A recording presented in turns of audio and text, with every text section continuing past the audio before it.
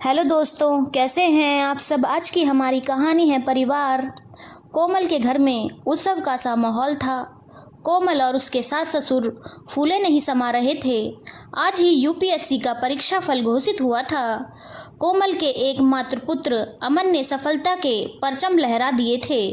कोमल के सास ससुर ने पूरे मोहल्ले को दावत दे डाली और सारा प्रबंध उनकी देखरेख में ही हो रहा था। कोमल की सासू माँ अभी मंदिर गई हुई थी प्रसाद चढ़ाने। कितनी मनौतियों के बाद यह शुभ दिन आया था। काम निपटाते निपटाते कोमल की आंखों के सामने अतीत के पन्ने पलटने लगे। कितना हंसता खेलता सुखी परिवार था उनका।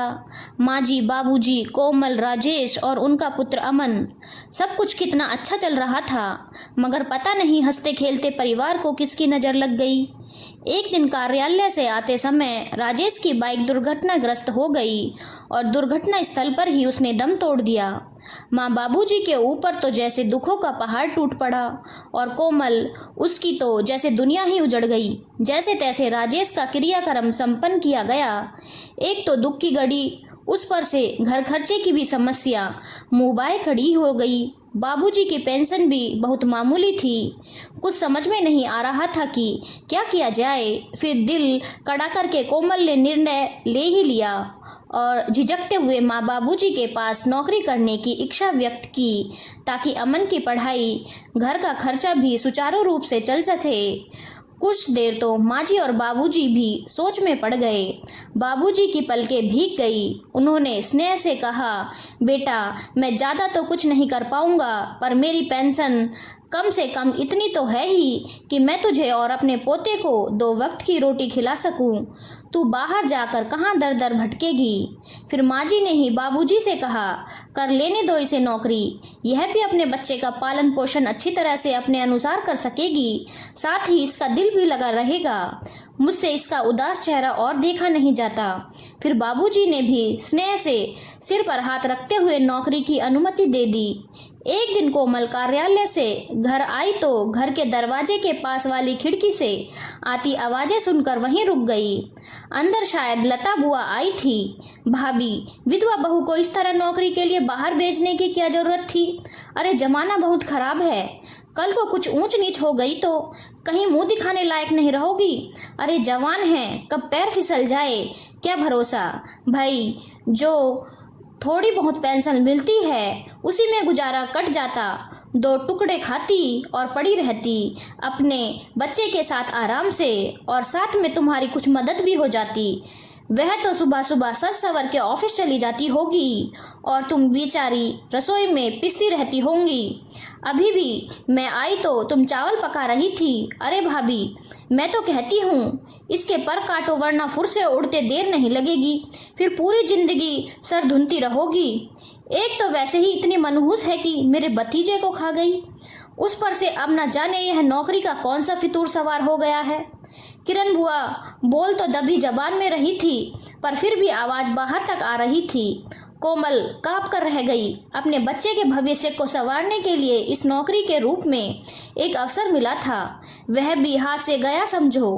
वह डूबते दिल के साथ अंदर प्रवेश करने ही वाली थी, तभी उसकी सासू माँ की बिफरती सी आवाज आई, बस करो जीजी, मेरी बहू ऐसी नहीं है और मेरा बेटा सड़क दुर्घटना में नहीं रहा, इसमें उस बेचारी का क्या दोष है। यह तो केवल और केवल भाग्य का ही दोष है। उसके ऊपर भी तो मुसीबतों का पहाड़ टूट पड़ा है। वही जानती होगी कि वह अपने दिन कैसे काट रही है, और उसे नौकरी करने की अनुमति मैंने और तुम्हारे भाई जी ने ही दी थी। तुम्हारे भाई जी की पेंशन इतनी भी नहीं है कि हम अपने इकलौते पोते की महंगी पढ़ाई का खर्चा सरलता से वहन कर सकें। अगर कोमल की नौकरी नहीं होती, अभी वह जहां पढ़ रहा है, हम शायद उसे वहां नहीं पढ़ा पाते। यह तो कोमल की ही हिम्मत की दात देनी पड़ेगी कि कितनी मुसीबतों के बाद भी उठ खड़ी हुई है और परिस्थितियों से जूझ रही है। रितेश की कंपनी से जो बहुत थोड़े पैसे मिले थे, वह भी बैंक में जमा कर दिए, ताकि कभी मुसीबत के समय किसी के हाथ आगे हाथ ना पसारना पड़े। और तुम जो मुझे चावल पकाते देखा, वह भी मैंने ही उससे कहा कि वह चावल मुझे बनाने दिया करे। वह बेचारी सुबह सवेरे अंधेरे मुंह जग कर पूरा खाना बनाती है, तब ऑफिस जाती है। मैंने ही उससे कहा था कि चावल मैं बना लिया करूंगी, ताकि चावल थोड़े गर्म रहें। जब से ऑफिस से आती है तब से फिर हम दोनों की सेवा में लग जाती है, अपने बच्चे का भी ख्याल रखती है। मेरी लाडली बहू पर कोई उंगली उठाए यह मैं कतई बर्दाश्त नहीं करूंगी। और दुनिया वालों का क्या है, वह कब और किससे खुश रहे हैं, लोग जो भी बोलते हैं बोलते रहे, मुझे कोई फर्क नहीं पड़ता। मुझे अपनी बहू पर पूरा भरोसा है। उसके संघर्ष में उसकी माँ उसके साथ है। भावनाओं के आवेग से कोमल का दिल भर आया।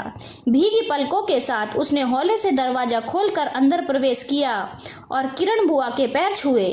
किरण बुआ झटके से उठ गई और माजी से कहा, तुम देख लो भाभी, तुम्हें क्या करना है, मुझे तो जो सही लगा वह मैंने कह दिया हूँ, मुझे क्या पड़ी है, मैं तो वैसे भी अपने काम से काम रखती हूँ, जिसे जो करना है करे। अच्छा मैं चलती हूँ। भुनभुनाती हुई किरण बुआ चली गई। वह माजी के गले लगकर सिसक पड़ी। माजी उसके सिर पर स्नेह से भरी थपकियां देती रही। उस दिन के बाद से कोमल ने कभी पीछे मुड़कर नहीं देखा। उसने अपने काम में जी जान से मेहनत की और अपना पूरा ध्यान अमन पर दिया। एक वे दिन थे और आज एक दिन है। तभी माजी के ऊंचे स्वर से उसकी तंद्रा टूटी। वह मंदिर से आ चुकी थी, उसे ही पुकार रही थी। कोमल के मन में ढेर सारा प्यार उमड़ आया उनके लिए। अगर उस दिन उन्होंने किरण बुआ को कड़ा उत्तर नहीं दिया होता और उसके ऊपर दृढ़ता से भरोसा दिखाकर उसके साथ खड़ी नहीं हुई होती तो शायद आज यह दिन देखने को नहीं मिलता। वह दौड़ के उनके पास पहुंची, उनके पैर छुए और झट से प्रसाद के लिए अपनी हथेली आगे बढ़ा दी। आशीषों की वर्षा के साथ माजी ने एक लड्डू उसकी हथेली पर टिका दिया। सुख के दिन फिर से लौट आए थे। धन्यवाद दोस्तों। अगर आपको कहानी अच्छी लगी हो तो चैनल को लाइक, शेयर और सब्सक्राइब करना ना भूलें।